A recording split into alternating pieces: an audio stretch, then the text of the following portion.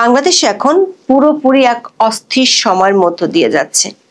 দেশটির এখন এমন এক অবস্থা, তাতে সরকার কে চালাচ্ছে সেটি সরকারের লোকেরাই জানে না। 24 ঘন্টার ব্যবধানে দেশের 3টি বিশ্ববিদ্যালয়ে ভয়াবহ সংঘর্ষ হয়েছে। সরকারের মিত্রদের মব সন্ত্রাস ঠেকানো নিয়ে সেনাবাহিনীর সাথে সরাসরি দ্বন্দ্বে জড়িয়ে পড়েছে ইউনূস ঘনিষ্ঠরা। এ কারণে 3টি বিশ্ববিদ্যালয়ে ভয়াবহ সংঘর্ষ হলেও আইন শৃঙ্খলা বাহিনী দীর্ঘক্ষণ নীরব দর্শকের ভূমিকায় থেকেছে। জাতীয় পার্টি ইস্যুতে গেম খেলতে গিয়ে রাজনৈতিক পরিস্থিতিতে ভজগটা বানিয়ে ফেলেছে ডক্টর ইউনূসের মিত্ররা। সেনা দপ্তর থেকে কড়া বার্তা গেছে অধ্যাপক ইউনূসের দপ্তরে। পরিস্থিতি এতটাই গুরুতর যে অধ্যাপক ইউনূস তার মিত্রদের একাংশকে দিয়ে আরো একবার পদত্যাগের নাটক করতে পারেন। সামাজিক মাধ্যমে ছড়িয়ে দেওয়া হতে পারে অধ্যাপক ইউনূস আর থাকতে চান না এমন বার্তা। কিন্তু সূত্রগুলো বলছে সেনাবাহিনীর সাথে দ্বন্দ্বের কারণে ইউনূস ঘনিষ্ঠ একটি শক্ত পক্ষ ইউনূসের বিপক্ষে চলে গেছে। পরিস্থিতি গুরুতর হওয়ার আগেই করণীয় ঠিক করতে এবং আইনি প্রক্রিয়া যাচাই করতে সেনাপ্রধান জেনারেল ওয়াকারুজ্জামান বৈঠক করেছেন দেশটির প্রধান বিচারপতি সৈয়দ রেফাত আহমেদের সাথে।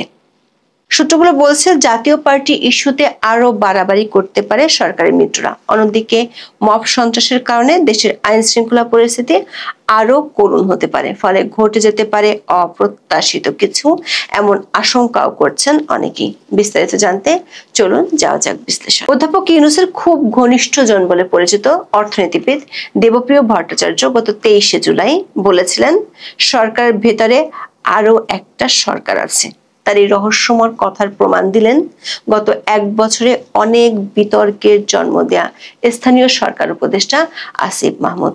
আইন শৃঙ্খলা বাহিনীর বেদম লাঠিচার্জে আহত গণ অধিকার পরিষদের সভাপতি নুরুল হক নুরুকে 31শে আগস্ট দেখতে গিয়েছিলেন উপদেষ্টা আসিফ মাহমুদ। সেখানে সাংবাদিকদের তিনি যা বলছেন তা একই সাথে জন্ম দিয়েছে অনেক প্রশ্নের, আবার হাস্যরসেরও। উপদেষ্টা আসিফ মাহমুদ বলেছেন, নুরুল হক নূরের উপর এ ধরনের ন্যাক্কারজনক হামলার ঘটনা আওয়ামী লীগ সরকারের আমলেও ঘটেনি, যা এই সরকারের আমলে ঘটেছে। এর দায় দায়িত্ব এই সরকারকে নিতে হবে। তার এমন বক্তব্য সামাজিক মাধ্যমে ট্রল হয়েছে সারাদিন। সবার প্রশ্ন, বহু বিতর্ক আর দুর্নীতির অভিযোগ থাকা সত্ত্বেও সরকার যা টিকিটিও ছুঁতে পারে না, সেই প্রভাবশালী উপদেষ্টা বলছেন তার সরকারের আমলের চেয়ে আওয়ামী লীগ আমলই ভালো ছিল। আবার এই হামলার দায় সরকার কি নিতে হবে? ভাইরাল হওয়া ভিডিও ফুটেজে দেখা গেছে জনাব নূরকে পিটিয়েছে পুলিশ ও সেনাবাহিনী। সেনাবাহিনীর পক্ষ থেকেও বলা হয়েছে মব সন্ত্রাস দমনের জন্য তারা বল প্রয়োগ করেছে। আর আসিফ মাহমুদ আইন শৃঙ্খলা রক্ষা সংক্রান্ত উপদেষ্টা কমিটির সদস্য, যে ক্ষমতা বলে তিনি জুস পান করতে করতে গোপালগঞ্জের পরিস্থিতি নিয়ন্ত্রণ করেছিলেন পুলিশ সদর দপ্তর থেকে। অথচ নূরের উপর হামলার দায় দিচ্ছেন সরকারের উপর। প্রশ্ন হলো, তাহলে অধ্যাপক ইউনূসের সরকার কয়টা? তাহলে কি দেবপ্রিয় ভট্টাচার্যের কথাতে সায় দিলেন আসিফ মাহমুদ? আসিফ মাহমুদ যাই বলুক না কেন, সরকার একাধিক সূত্র বলছে পরিস্থিতি একেবারেই অধ্যাপক ইউনূসের হাতে নেই। সে সিগন্যালও তিনি তার মিত্রদের দিয়ে দিয়েছেন। জাতীয় পার্টিকে কোণঠাসা করার নাটকে বুমেরাং হয়ে তীর হয়ে বিচ্ছে এখন যমুনায়। মব সন্ত্রাস ঠেকাতে গিয়ে সেনাবাহিনীর কঠোর অ্যাকশনে হতবম্ব হয়ে পড়ে সরকারের মিত্ররা। 1.5 দিন ধরে পরিস্থিতি বুঝতে লেগেছে ইউনূসের দপ্তরের, কিন্তু বোঝার পর যে বিবৃতি দিয়েছে তাতে জল আরো ঘোলা করে ফেলেছে, তাতিয়ে দিয়েছে সেনাবাহিনীকে। সেনাবাহিনীকে ইঙ্গিত করে বলছে যতই ক্ষমতাধর হোক না কেন ব্যবস্থা নিবে অন্তর্বর্তী সরকার। সূত্রগুলো বলছে গোপালগঞ্জের ঘটনায় সাবেক বিচারপতি ডক্টর মোহাম্মদ আবু তারিকের নেতৃত্বে 6 সদস্যের একটি তদন্ত কমিশন গঠন করেছিল, কিন্তু সে সময় সরকার কোনো আক্রমণাত্মক শব্দ ব্যবহার করেনি। কিন্তু নূরের আহত হওয়ার ঘটনায় সেনাবাহিনীর সাথে কোনো আলোচনাই করেনি অধ্যাপক ইউনূস। বৈঠক করেছেন ঘনিষ্ঠ উপদেষ্টাদের সাথে, তাতে পরিস্থিতি জটিল হয়েছে। পরদিন 30শে আগস্ট জাতীয় পার্টি অফিসে আবার হামলা ও অগ্নিসংযোগের ঘটনা ঘটলেও তা ঠেকাতে সেনাবাহিনীকে দেখা যায়নি। 30শে আগস্ট রাত থেকে দফায় দফায় সংঘর্ষ হয়েছে চট্টগ্রাম বিশ্ববিদ্যালয়ে। একটি ছোট্ট ঘটনাকে কেন্দ্র করে পুরো চট্টগ্রাম বিশ্ববিদ্যালয় ও তার পার্শ্ববর্তী জোবরা গ্রাম রণক্ষেত্রে পরিণত হয়। এটি সেই জোবরা গ্রাম যেখানে কাজ করে অধ্যাপক ইউনূস ও তার গ্রামীণ ব্যাংক শান্তিতে নোবেল পেয়েছিল। অথচ অধ্যাপক ইউনূসের শাসনামলে জোবরা গ্রাম হয়ে গেল শরণার্থীকালে সবচেয়ে বেশি অশান্ত। ভাড়া বাসার দারোয়ান এক ছাত্রীকে মারধর করেন। এই ঘটনাকে কেন্দ্র করে চট্টগ্রাম বিশ্ববিদ্যালয়ের শিক্ষার্থীদের সঙ্গে স্থানীয় লোকজনের সংঘর্ষ শুরু হয়। রাতভর সংঘর্ষের পর থমথমে পরিস্থিতির মধ্যে চট্টগ্রাম বিশ্ববিদ্যালয়ের ২ নম্বর গেট এলাকায় ৩১ আগস্ট দুপুর ১২টার দিকে আবারও শিক্ষার্থীদের সঙ্গে সংঘর্ষে জড়িয়েছে এলাকাবাসী। দিনভর সংঘর্ষে বিশ্ববিদ্যালয়ের উপাচার্য সহ ১৫০ শতাধিক শিক্ষার্থী আহত হয়। বিভৎসভাবে শিক্ষার্থীদের উপর হামলা চালায় গ্রামের লোকজন। একই সময় রাজশাহী বিশ্ববিদ্যালয়ে বাধে সংঘর্ষ, তালা দিয়ে শিক্ষকদের অবরুদ্ধ করে রাখা হয় কৃষি বিশ্ববিদ্যালয়ে। সন্ধ্যায় বিশ্ববিদ্যালয়টির শিক্ষার্থীদের উপর হামলা চালায় বহিরাগতরা। প্রতিটি ঘটনায় বিশ্ববিদ্যালয় থেকে আইন শৃঙ্খলা বাহিনীর সদস্যদের সাহায্য চাওয়া হয়, কিন্তু না পুলিশ না সেনাবাহিনী কেউই সাড়া দেয়নি। মব সন্ত্রাস ঠেকাতে না দেয় সরকার উচ্চ মহলে সেনা দপ্তর থেকে বার্তা দেওয়া হয়। সরকারের মিত্রদের মব সন্ত্রাস ঠেকানো না গেলে দেশের আইন শৃঙ্খলা পরিস্থিতি নিয়ন্ত্রণে আনা সম্ভব নয়। শেষমেশ চট্টগ্রামে ১৪৪ ধারা জারি করতে বাধ্য হয় স্থানীয় প্রশাসন। এরই মধ্যে রাজধানীর ধানমন্ডিতে দিনে দুপুরে মিছিল করেছে কার্যক্রম নিষিদ্ধ থাকা আওয়ামী লীগ। জাতীয় পার্টিকে নিষিদ্ধ করার হুমকির মধ্যেই দলটির চেয়ারপারসন এবং মহাসচিব নেতাকর্মীদের নিয়ে সন্ধ্যায় ছিলেন দলটির কেন্দ্রীয় কার্যালয়। ফলে শুধু অনিয়ন্ত্রিত আইন শৃঙ্খলার সাথে রাজনৈতিক প্রতিপক্ষরা মাঠে নামছে দেখে পুরোপুরি বেসামাল এখন ইউনূস ও তার মিত্ররা। এতটাই বেসামাল যে সরকারি মিত্ররাই এখন সমাবেশ করে বলছে এর যে জঘন্য আইন শৃঙ্খলা পরিস্থিতি তারা দেখেননি।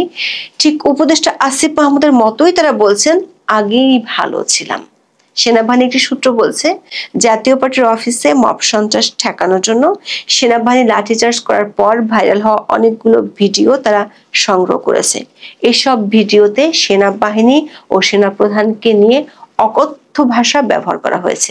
এ সম্পর্কে সেনা দপ্তর থেকে সরকার ঊর্ধ্বতন মহলকে অবহিত করা হয়েছে। সূত্রগুলো বলছে, সেনা সদর থেকে অধ্যাপক ইউনূসের কাছে বার্তা পাঠিয়ে দেওয়া হয়েছে ৩১ আগস্ট সকালে। সরকারি মিত্রদের বিরুদ্ধে মব সন্ত্রাস করার অভিযোগ অনেক আগে থেকেই সরকারের কাছে জমা পড়েছিল। তাদের গ্রেপ্তারে সরকারের সম্মতি না থাকায় আবারও কড়া বার্তা গিয়েছে সরকারের কাছে। ৩০ আগস্ট বিকেল থেকে অধ্যাপক ইউনূস বুঝতে পেরেছিলেন জাতীয় পার্টি ইস্যুতে যে নাটক তার মিত্ররা করতে চেয়েছিল তা বুমেরাং হয়ে গেছে। নিজের ঘনিষ্ঠ উপদেষ্টাদের নিয়ে বৈঠকের পর সিদ্ধান্ত হয় কুলহারা নৌকা তীরে ফেরাতে ৩ রাজনৈতিক দলের সাথে বৈঠক করবে। আগের মতোই হাসি হাসি মুখে ফটো সেশন করে জাতিকে জানিয়ে দিবে নির্বাচন হবেই হবে, দেশে কিছুই হয়নি, সব পতিত ফ্যাসিস্টদের ষড়যন্ত্র। সরকার চাহিদা মতো বৈঠক শেষে ২ মিত্র এনসিপি ও জামাত ইসলামী জাতীয় পার্টিকে নিষিদ্ধ করার কথা জানিয়েছে সাংবাদিকদের। দল দুটির আশঙ্কা জাতীয় পার্টি নির্বাচন করতে পারলে তারা আওয়ামী লীগের সমর্থন পেয়ে প্রধান বিরোধী দল হয়ে যেতে পারে। জাতীয় পার্টি নিষিদ্ধের ইস্যুটিতে আপাতত জল ঢেলে দিয়েছে বিএনপি। দলটির মহাসচিব মির্জা ফখরুল ইসলাম আলমগীর বলেছেন, জাতীয় পার্টি ইস্যুতে অধ্যাপক ইউনূসের সাথে তাদের কোনো আলোচনাই হয়নি, কিন্তু সরকার যে নির্বাচন হবে বলে গ্যারান্টি দিচ্ছে তাতে আবার ভিন্ন সুর বেজে উঠেছে সরকারের ২ মিত্র এনসিপি ও জামাতের। এক মিত্র এনসিপি গণপরিষদ নির্বাচন চায়, আর এক মিত্র জামাত প্রশ্ন রেখেছে নির্বাচনের পরিবেশ নেই। এক কদম এগিয়ে সরকারের বিরুদ্ধে অভিযোগ তুলেছে অধ্যাপক ইউনূস নিরপেক্ষতা হারিয়েছেন। প্রশ্ন হলো, যে সরকার নিরপেক্ষতা হারিয়েছে সে সরকারের সাথে জামাত ইসলামী কেন বৈঠক করে? সেনা সদর সূত্রে জানা গেছে, বাংলাদেশের পরিস্থিতি বিশেষ করে আইন শৃঙ্খলার চরম অবনতি হওয়া নিয়ে উদ্বিগ্ন ঊর্ধ্বতন সেনা কর্মকর্তারা। ৩১ আগস্ট সকালে সেনা সদরের ঊর্ধ্বতন সেনা কর্মকর্তাদের এ নিয়ে বৈঠক হয়েছে। বৈঠকে সেনাপ্রধান স্মরণ করিয়ে দেন তিনি গত বছরের ৫ই আগস্ট দেশবাসীকে বলেছিলেন তিনি দেশের দায়িত্ব নিয়েছেন। বৈঠকটির পর সেনাপ্রধান জেনারেল ওয়াকারুজ্জামান প্রধান বিচারপতি সৈয়দ রিফাত আহমেদের সাথে দেখা করতে যান। সামাজিক মাধ্যমে এই খবর ছড়িয়ে পড়লে চারদিকে ফিসফাস শুরু হয়। সেনা সদরে যে বৈঠকটি হয়েছে তার একটি সূত্র বলছে, প্রধান বিচারপতির সাথে সেনাপ্রধানের বৈঠক একেবারেই নজিরবিহীন। দেশের বিদ্যমান পরিস্থিতির জটিলতা নিয়ে শুনে সম্ভাব্য আইনি ও সাংবিধানিক প্রক্রিয়াগুলো কি হতে পারে সেটি একটি বড় প্রশ্ন হতে পারে। বিশেষ করে গত বছর 8ই আগস্ট সংবিধানের 106 অনুচ্ছেদ অনুসারে রাষ্ট্রপতি আপিল বিভাগের মতামতের ভিত্তিতে অন্তর্বর্তী সরকার গঠন করেছিলেন, কিন্তু সে মতামতে অন্তর্বর্তী সরকারের মেয়াদ নিয়ে কোনো নির্দেশনা ছিল না। এমন ভুল এড়ানো বা নতুন পরিস্থিতি মোকাবেলায় করণীয় ঠিক করতে চায় সংশ্লিষ্ট একটি পক্ষ। সূত্রগুলো বলছে, অধ্যাপক ইউনূসের মিত্ররা পরিস্থিতি সামাল দিতে উঠে পড়ে লেগেছে। আপাতত নির্বাচনের ব্যাপারে বিএনপিকে আশ্বাসের বাণী শুনিয়েছে, কিন্তু বিএনপিও জানে আইন শৃঙ্খলা বাহিনী, বিশেষ করে সেনাবাহিনীর সক্রিয় অংশগ্রহণ ছাড়া সুষ্ঠু নির্বাচন সম্ভব নয়। আর সেনা সদর থেকে যে বার্তাগুলো ইউনূসের দপ্তরে গিয়েছে সেগুলো মানাও প্রায় অসম্ভব ইউনূসের মিত্রদের জন্য। সেগুলো মানলে সরকারের কিংস পার্টিকে খরচের খাতায় ফেলে দিতে হবে। দর্শক, সব মিলে অস্থির পরিবেশ সহসাই ঠিক হওয়ার সম্ভাবনা ক্ষীণ। এর মধ্যে অধ্যাপক ইউনূস থাকতে চান না মানে তিনি চলে যেতে চান, এমন রবও উঠতে পারে। তবে সেনা আর সরকারের দ্বন্দ্ব না কাটলে পরিস্থিতি আরো গুরুতর হয়ে উঠতে পারে। এখন এ পর্যন্ত। সবাই ভালো থাকুন, সুস্থ থাকুন, নিরাপদে থাকুন। দেখা হবে আগামী